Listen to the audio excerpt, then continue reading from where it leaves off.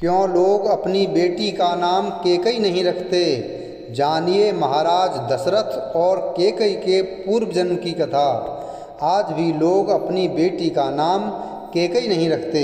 सभी हिंदू जानते हैं कि केकई ने भगवान राम और पूरे सूर्यवंश को कितनी यातनाएं दी थीं, लेकिन यह सब विधि द्वारा पहले ही निश्चित था। जब आप केकई के पिछले जन्म को जानेंगे तो आप स्वयं समझ जाएंगे। आइए केकई के पिछले जन्म पर दृष्टि डालते हैं। आनंद रामायण सर्ग कांड 4 117 के अनुसार एक बार राजा दशरथ ने प्रसन्न चित्त मन से मुद्गल मुनि जी से पूछा कि मैं पिछले जन्म में कौन था और मैंने कौन से पुण्य किए थे कि जिससे साक्षात भगवान राम रूप में मेरे पुत्र बने तथा साक्षात लक्ष्मी सीता होकर मेरी पुत्र वधू बनी। यह सुनकर मुद्गल मुनि राजा से फिर कहने लगे, हे राजन, करवीरपुर में परम धर्मज्ञ धर्मदत्त नाम से विख्यात एक ब्राह्मण रहता था। वह विष्णु भक्त था और सदा 12 अक्षर के मंत्र ओम नमो भगवते वासुदेवाय के जप में निष्ठा रखने वाला प्रेमी था। वह हमेशा एकादशी और कार्तिक व्रत करता। एक बार वह कार्तिक में रात्रि जागरण करके चौथे पहर पूजा की सामग्री लेकर हरि मंदिर में जा रहा था कि रास्ते में सहसा उसने एक भयानक घरघर शब्द करती हुई अजीब दांतों वाली, जीभ को हिलाती, लाल नेत्रों वाली, जिसके शरीर का सब मांस सूख गया था, ऐसी लंबे होठों वाली एक राक्षसी कलहा को आते देखा। उसको देखकर ब्राह्मण भय से कांप उठा। तब वह समस्त पूजा की सामग्री तथा जल आदि फेंक फेंक कर उसको मारने लगा। वह नारायण का नाम लेता हुआ उसके ऊपर तुलसी पत्र तथा जल फेंकता जाता था। बस इसी से अनायास उस राक्षसी के सब पाप धुल गए और उसको पूर्व जन्म के कर्मों का स्मरण हो आया। तब वह ब्राह्मण को दंडवत प्रणाम करके कहने लगी, हे विप्र, मैं पूर्व जन्म के कर्मों के फलस्वरूप इस दशा को प्राप्त हुई हूँ। सौराष्ट्र नगर में भिक्षु नाम का एक ब्राह्मण रहता था। मैं उसकी कलहा नाम की बड़ी निष्ठुर स्त्री थी। मैंने कभी वचन से भी पति की भलाई नहीं की। रसोई में कभी मैं मिष्ठान बनाती तो पति से झूठा बहाना करके तथा उसकी बात टालकर मिठाई नहीं देती थी। भोजन के समय प्रतिदिन जो जो अच्छी चीज़ें बनती, पहले उसको मैं स्वयं खाती थी, तब जाकर फिर पति को देती थी। एक दिन मेरे पति ने जाकर अपने एक मित्र से कहा कि मेरी स्त्री मेरी बात नहीं मानती, मैं क्या करूं? उसके मित्र ने यह सुनकर मन में विचार किया। तदंतर उसने मेरे पति से कहा, हे मित्र, तुम अपनी स्त्री से उल्टी बात कहा करो, जब वह तुम्हारे मना किए हुए काम को अवश्य करेगी और तुम्हारा अभीष्ट सिद्ध होगा। मित्र की बात सुन तथा बहुत अच्छा कहकर मेरा पति घर पर आया। वह मुझसे कहने लगा, हे प्रिय, मेरे मित्र को तुम कभी भोजन के लिए न बुलाया करो, वह बड़ा दुष्ट है। पति के इस वचन को सुनकर मैंने कहा कि तुम्हारा मित्र ब्राह्मणों में श्रेष्ठ तथा बड़ा सज्जन है, उसको मैं आज ही भोजन के लिए बुलाती हूँ। तब मैं स्वयं जाकर पति के मित्र को बुला लाई। तब से मेरा पति विपरीत कथन से ही काम लेने लगा।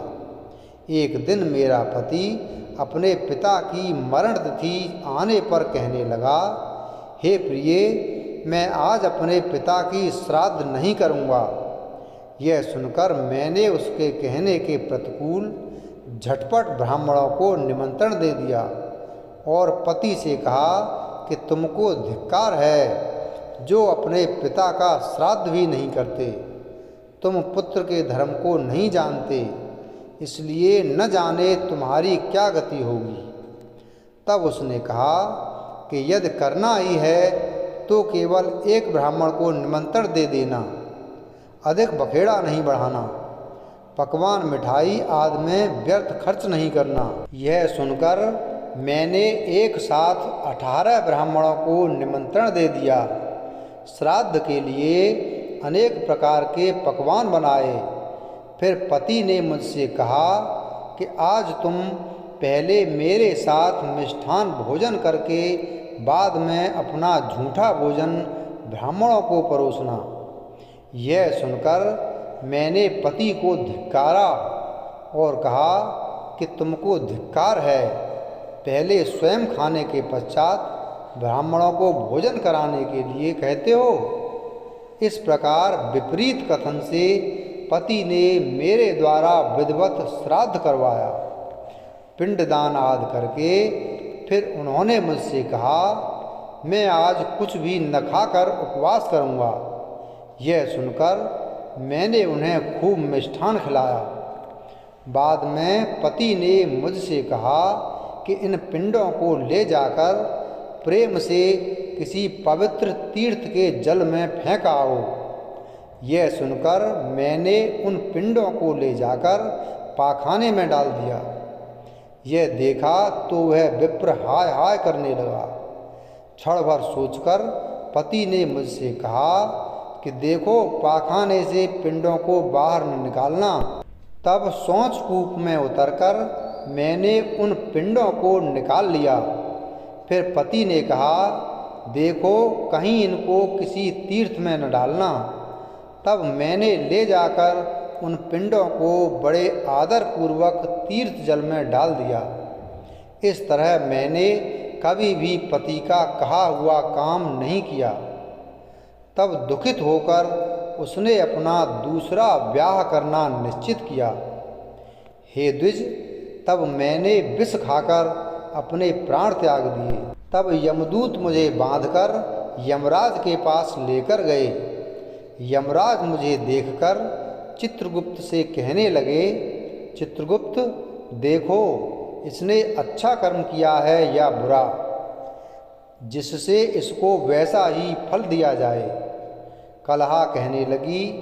यह सुनकर चित्रगुप्त ने कहा, इसने तो कोई अच्छा कर्म कभी नहीं किया।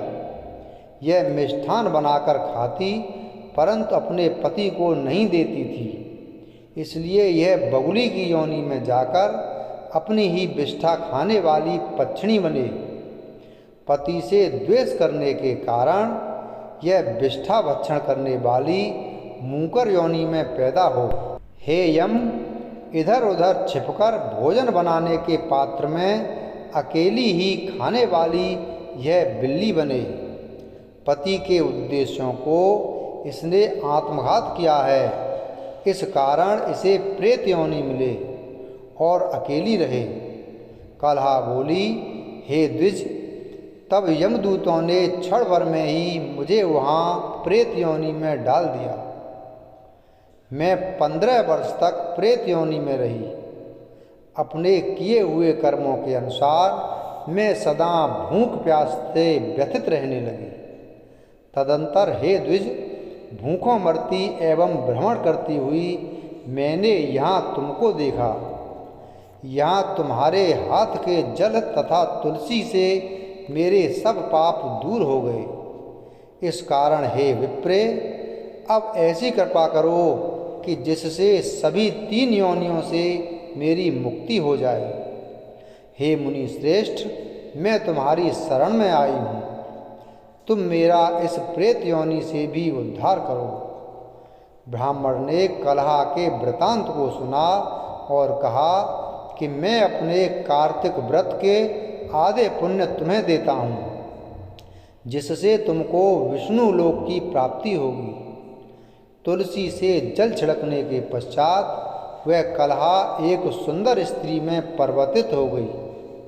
उसी समय विष्णु लोक से वहाँ एक विमान आ गया। कलहा को लेने। उस पर पुण्यशील और सुशील 2 लोग थे।